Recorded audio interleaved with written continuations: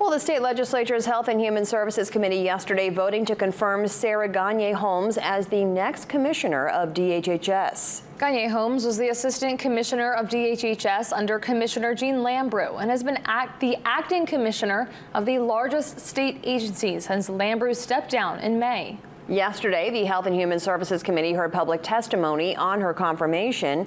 Gagne-Holmes spoke about the child welfare issues within the department after 10 homicide deaths among children in the last 5 years.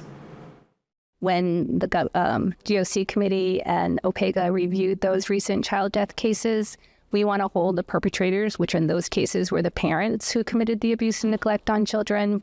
But we're also taking the opportunity to look holistically at how we can improve our systems, both within OCFS, but with outside as well. The confirmation of Gagne-Holmes now goes before the full Senate.